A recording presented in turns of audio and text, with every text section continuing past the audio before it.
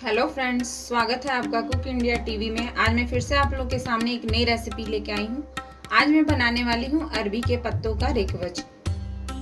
रिकवच में डलने वाले मसाले हैं। उसके लिए हमने जीरा लिया है, साबुत काली मिर्ची ली है और साबुत हमने लाल मिर्ची ली है। हल्दी पाउडर लिया है। लहसुन की कलियाँ हमने इस तरह की 3 गांठ लहसुन छीला है और हमने ये साबुत आमचूर 15 से 20 मिनट के लिए फुला लिया है। इसको हम मसालों के साथ पीसेंगे। और इस कटोरी से हमने 2 कटोरी बेसन लिया है और आधा कटोरी चावल का आटा लिया है।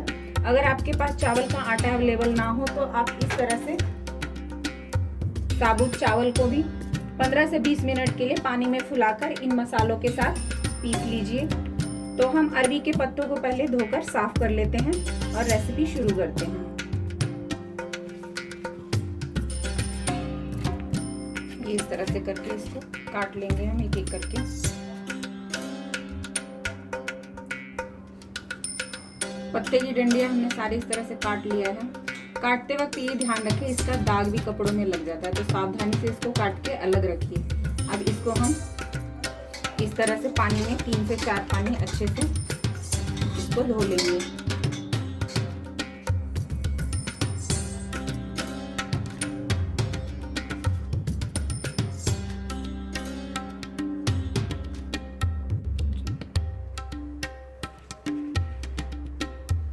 देख सकते हैं अरबी के पत्तों को हमने 2 से 3 पानी धो लिया है अच्छे से। अब हम मसालों की तैयारी करते हैं। तो पहले मसाले पीस लेते हैं। तो सबसे पहले हमने जो ये आमचूर फुलाया था, साबुत आमचूर, इसको हम इसकी गुठलियों से अलग कर देते हैं। अब आप सोच रहे होंगे साबुत आमचूर क्या होता है। तो ये आम जो हम खटाई लेते हैं उसको हम खटाई के रूप में सुखा लेते हैं और फिर इसको हम स्टोर कर लेते हैं और जब हमें चाहिए होता है तो फिर हम इसको इस्तेमाल करते हैं। तो इसे आमचूर कहते हैं। दुकान में भी बड़े आसानी से साबुत आमचूर मिल जाता है।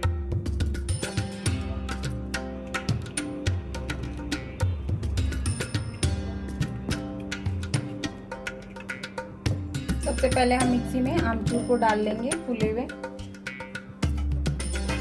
और ये हमने लहसुन की कलियां छीली थी, इसको भी हम इसमें डाल देंगे।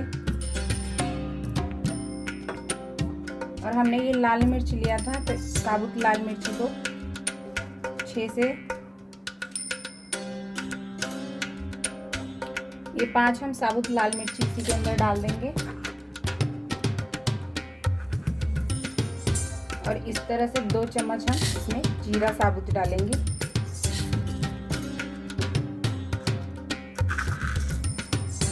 एक चम्मच हम इसमें काली मिर्च डालेंगे।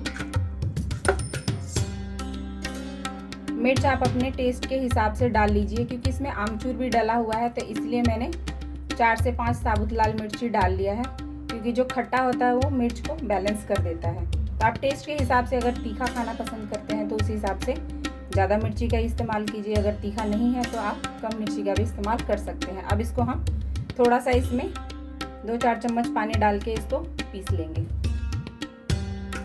मसाले हमारे पीस गए हैं, आप देख सकते हैं। अब इसको हम बेसन में मिक्स कर लेंगे। इस चम्मच से मैंने जो मसाले डाले थे तो 4 चम्मच पानी डाला था। जब मसाला दरदरा हो गया था तो फिर 4 चम्मच मैंने दोबारा इसमें पानी डाला था। 2 कटोरी हमने बेसन लिया था, उसमें हम ये आधा कटोरी चावल का आटा मिक्स कर रहे हैं। और ये सारे मसाले जो हमने पीसे थे मिक्सी में, इसे भी हम इसके अंदर मिक्स कर देंगे।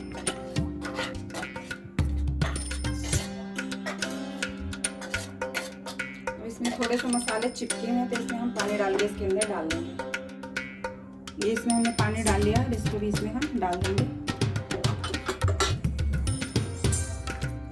इसमें हमने आधा चम्मच हल्दी पाउडर डाला है। ये स्वाद अनुसार हम इसमें नमक डाल लेंगे। सारे मसाले हमने डाल दिए हैं। अब इसको हम मिक्स कर लेंगे अच्छे से। ये हमने 1 गिलास पानी लिया है, इसको हम थोड़ा थोड़ा करके इस तरह से मिक्स करेंगे। ये देख सकते हैं हमारा इतना गाढ़ा होना चाहिए। जो हम इस तरह से गिराए थे इतना गाढ़ा होना चाहिए।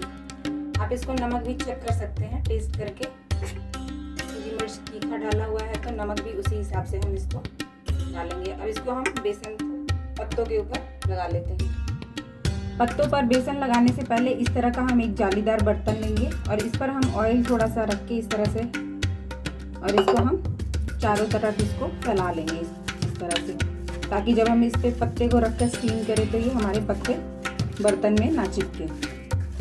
तो चलिए अब हम पत्तों को बेसन से कवर कर लेते हैं। ये इस तरह से हमने पत्ता ले लिया है। पत्ते को हम इस तरह से उल्टा रखेंगे। आप इस तरह का आप कुछ भी ले सकते हो, या फिर आपके घर में अगर ये चीज़ ना हो तो आप थाली को भी उल्टा करके रख के उसके पत्तों में बेसन लगा सकते हैं। तो अब हम पत्तों में धीरे धीरे करके बेसन लगा लेंगे। ये चम्मच से रख के हम इस तरह से, चम्मच की सहायता से हम इसको धीरे धीरे इस पे बेसन से कवर कर देंगे। आप चाहे तो हाथ से भी कर सकते हैं, लेकिन इसमें मिर्च डाला हुआ है तो हाथों में जलन भी हो सकता है। तो आप ये रिस्क ना लें, इसीलिए इसको इस तरह से चम्मच से धीरे धीरे कवर कर लें। एक पत्ते को हमने बेसन से पूरा कवर कर लिया है। अब ये हम दूसरा पत्ता भी इस तरह से उल्टा करके इसको ऐसे रख लेंगे और इसे बेसन का लेप चारों तरफ फैला देंगे।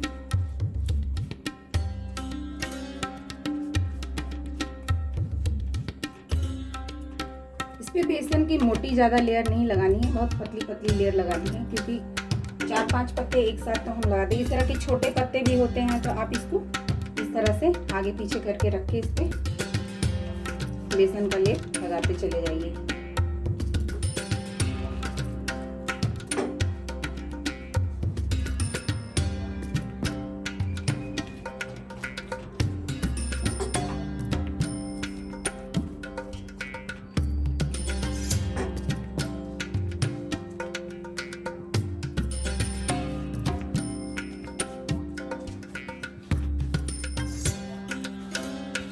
अब इस तरह से हम दोनों साइड से पत्तों को इस तरह से फोल्ड कर देंगे। थोड़ा थोड़ा इसका किनारा हम फोल्ड कर देंगे और इस पे भी थोड़ा थोड़ा बेसन, ज़्यादा नहीं, बहुत हल्का बेसन इस पे भी लगा लेंगे इस तरह से। और इसकी किनारे ऊपर से इस तरह से धीरे धीरे करके इसको हम फोल्ड करते हुए जाएंगे और ऐसे ऊपर की तरफ सरकाते हुए जाएंगे और इसको फोल्ड करते हुए जाएंगे। तो आप देख सकते हैं ये इस तरह से फोल्ड हो गया है। तो अब इसको क्या करना है कि इस बर्तन पे सीधा ऐसे नहीं रखना है, ये किनारी ऊपर नहीं करनी है, किनारी को इस तरह से नीचे करके रखना है। तो इसी तरह से करके हम सभी पत्तों का एक एक करके बना लेते हैं। और इस बंडल को बनाने के लिए हम 4 से 5 पत्ते ही इस्तेमाल करेंगे। ये पत्तों के साइज पे भी डिपेंड करता है। तो चलिए इस तरह से हम सारे पत्तों का बंडल बना लेते हैं। देख सकते हैं अरवी के पत्तों का बंडल हमने बना के इस तरह से सारे तैयार कर लिए हैं। अब इसको हम स्टीम पे रखेंगे, स्टीम करेंगे। और हमारा यहाँ पे थोड़ा सा पेस्ट भी बचा है, तो इसको हम पकोड़े बनाकर इस्तेमाल कर सकते हैं। आप भी, या फिर इसमें लौकी के पकोड़े बना लीजिए या फिर बैंगन के पकोड़े बना लीजिए। इसको हम इस्तेमाल कर लेंगे। गैस हमने ऑन कर लिया है, इस पर हमने एक कढ़ाई रख दी है और इस तरह से आपके घर में स्टैंड होगा तो आप इसको इसमें इस तरह से रख के इस्तेमाल कर सकते हैं। और इसमें हम पानी डाल लेंगे।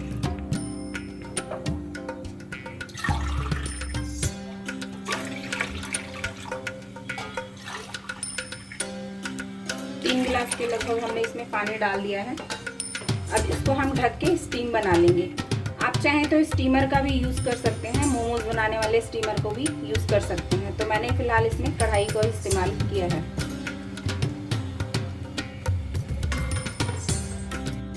चेक करते हैं, कढ़ाई में हमारा स्टीम बन गया है।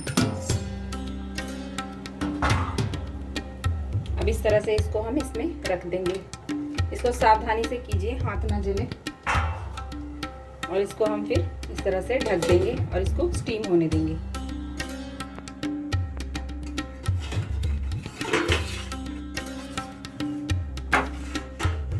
देख सकते हैं इसका कलर किस तरह से चेंज हो गया है। और इसको अब हम इस तरह से किसी फोक या टूथपिक की मदद से इसको हम इस तरह से चेक करके देख लेंगे कि ये स्टीम हुआ है कि नहीं। तो आप देख सकते हैं ये स्टीम अच्छे से हो गए हैं। हमने इसको 15 से 20 मिनट के लिए स्टीम किया है। तो अगर आप इस तरह से चेक कीजिए, अगर अच्छे से नहीं स्टीम हुआ है तो आप थोड़ी देर और स्टीम कर सकते हैं। तो अब हम गैस को ऑफ कर लेते हैं और इसको हम बाहर निकाल लेते हैं। रिक्वेस्ट हमने कढ़ाई से बाहर निकाल लिया है। इसको अब हम थोड़ी देर ठंडा होने देंगे। जब ठंडा होगा तो इसको कट करके हम इसको फ्राई कर लेंगे। देख सकते हैं हमारा ये ठंडा हो गया है। अब इसको हम एक एक करके निकाल लेंगे इस तरीके से।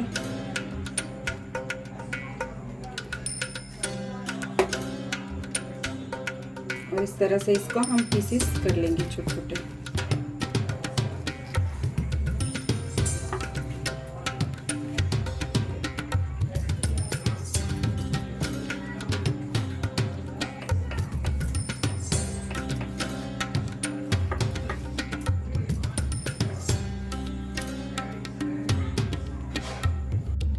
इस तरह से हमने सारे पीसेस में इस तरह से गोल गोल कट कर लिए हैं। अब इसको हम फ्राई करेंगे।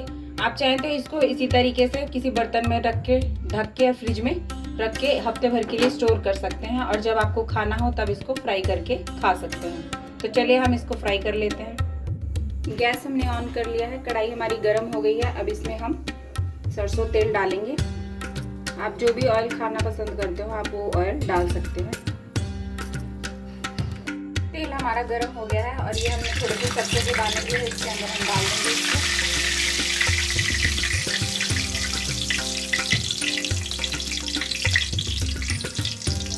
तेल गर्म होने के बाद आंच को हम लो मीडियम फ्लेम पे रखेंगे। जब सरसों के दाने हमारे तड़क जाएंगे उसके बाद में हम इस तरह से ये डीप फ्राई कर लेंगे। आप चाहें तो इसको बिना फ्राई किए भी रोटी के साथ खा सकते हैं, पर फ्राई करने पे इसका टेस्ट और ज़्यादा बढ़ जाता है।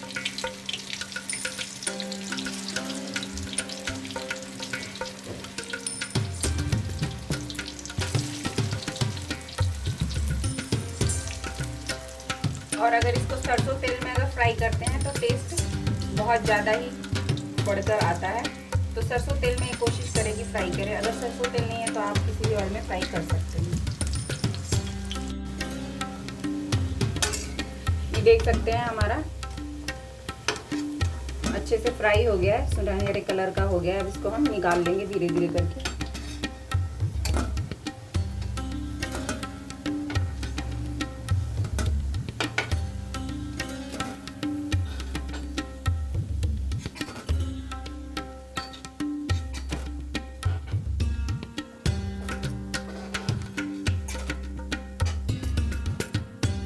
अब इसी तरह से हम सारे टेकवच को इसमें फ्राई कर लेंगे। देख सकते हैं हमने सारा इस तरह से डीप फ्राई कर लिया है। अब आप इसको रोटी के साथ खा सकते हैं या स्नैक्स के रूप में खा सकते हैं। मेरी इस टेकवच की रेसिपी आपको कैसी लगी? अगर आपको मेरी रेसिपी पसंद आई हो तो वीडियो को लाइक करें, शेयर करें और चैनल को सब्सक्राइब करें।